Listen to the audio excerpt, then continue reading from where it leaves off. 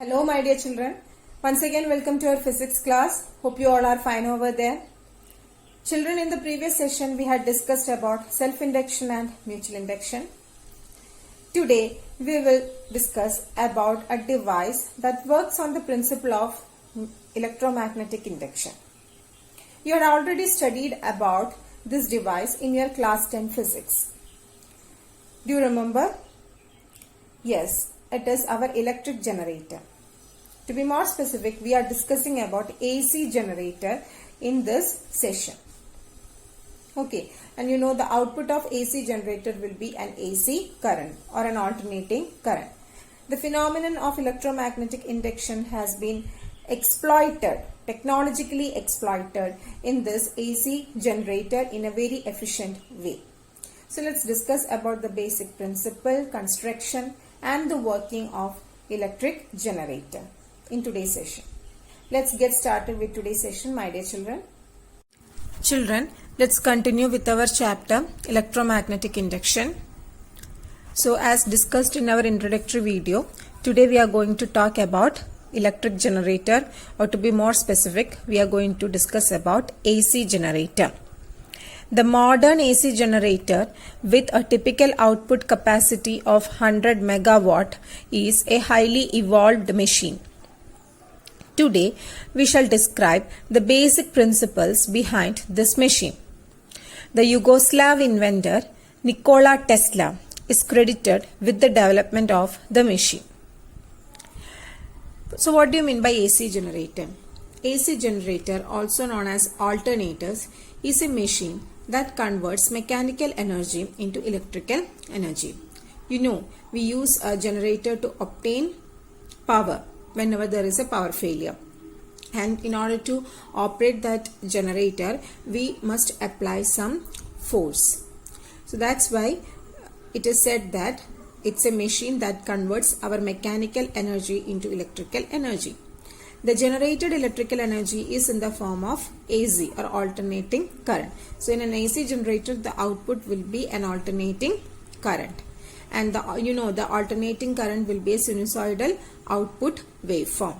Okay, and you will understand more about this concept towards the end of this session.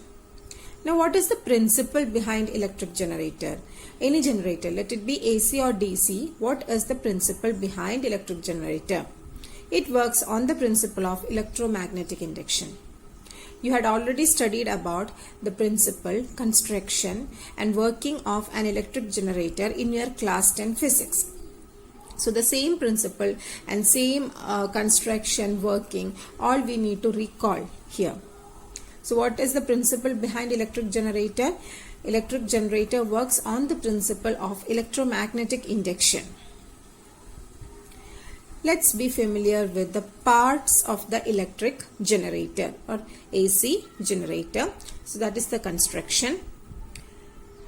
Here you can see a north pole and south pole. So a magnet is used here to provide a uniform magnetic field. And this is the north pole of the magnet. This is the south pole of the magnet. And a rectangular coil ABCD is placed inside the magnet. And how is it placed?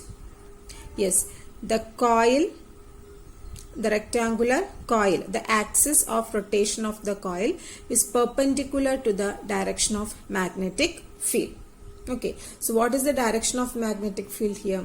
Magnetic field will be pointing from north to south, like this, towards right, from north to south.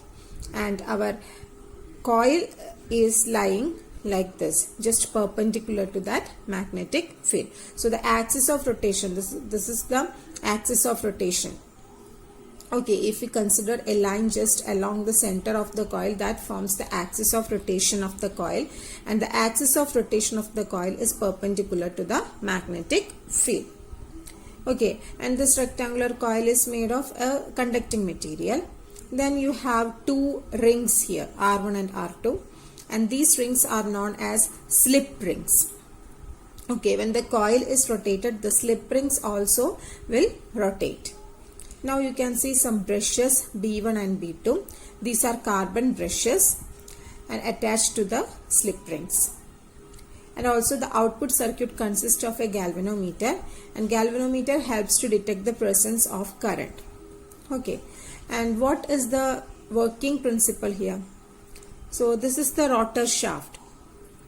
Okay, so whenever this rotor shaft is rotated, by applying some mechanical force, the coil starts to rotate, isn't it? And our rectangular coil rotates in the magnetic field, isn't it? Because the coil is lying inside the magnetic field. So when we rotate this rectangular coil in any direction, let it be in clockwise or anti-clockwise direction. Okay, so if we rotate the rectangular coil, what happens? The coil begins to move in this magnetic field. Whenever the coil moves inside this magnetic field, what happens? Just think about the motional EMF. What happens there?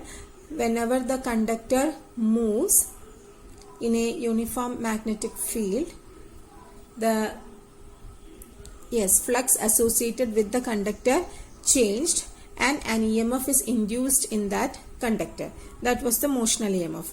So the same concept can be applied here. Whenever this rectangular coil, which is a conductor, rotates in a magnetic field, the amount of magnetic flux associated with the coil changes. And whenever the magnetic flux linked with a loop or linked with a coil changes, an EMF is induced in this loop. And due to that EMF, a current is also induced in this coil. Okay, so here current is induced in the coil due to the change in magnetic flux associated with this coil when it moves in this, or when it rotates in this magnetic field. Okay, so the rotation of the coil causes the magnetic flux through it to change, which induces an EMF in the coil.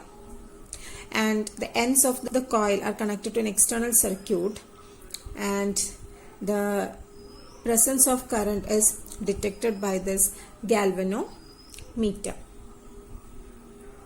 Okay. Here the direction of the current is from A to B, then C to D. Current will flow in this direction. And how will you find out the direction of induced current?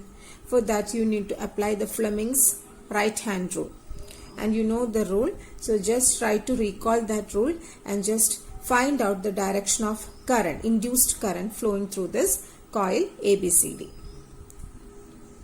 I told you whenever the coil rotates in the magnetic field, an EMF is induced in the coil.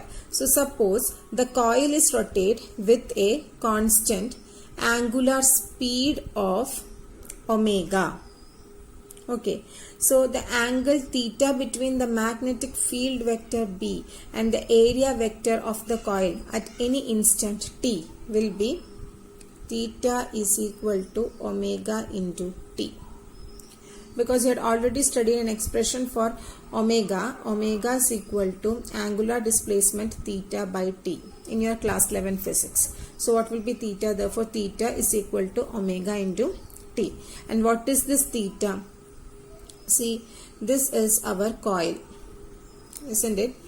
And this is the north pole and south pole of the magnet. Okay, so what is the direction of the magnetic field? This is the direction of magnetic field. And what will be the direction of area vector? Here area vector will be perpendicular to the surface, so this will be the direction of area vector. Okay, now what is the angle between magnetic field and area? If we consider this angle, this is the angle between magnetic field and area vector. That angle is theta. And expression for that theta in terms of angular speed is theta is equal to omega t. Okay, then what will be the expression for flux? You know, flux phi is equal to, magnetic flux phi is equal to B dot A, isn't it? That is equal to BA cos theta. Substitute theta equal to omega t here. So the expression for magnetic flux in this case will be BA cos omega t. So you must use this expression for magnetic flux here. Okay, so the magnetic flux phi is equal to BA cos omega t. We know magnetic flux phi is equal to BA cos omega t. Then, as per Faraday's law of electromagnetic induction, what is the expression for induced EMF? Induced EMF E is equal to minus d phi by dt. So substitute the expression for phi here, equal to minus d by dt of phi. What is phi? Phi is BA cos omega t, equal to minus BA are constant, so take it outside, d by dt, minus BA d by dt of cos omega t.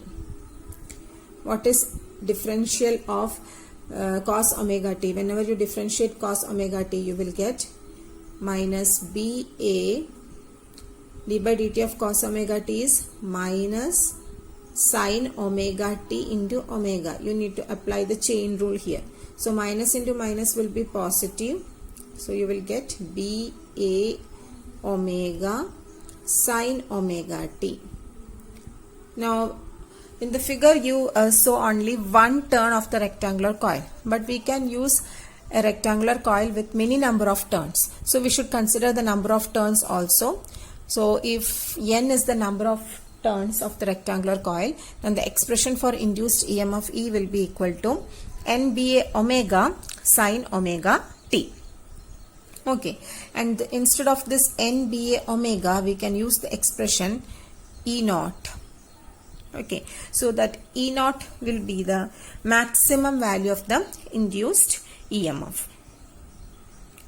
Okay, so NBA omega or E naught will be the maximum value of induced EMF.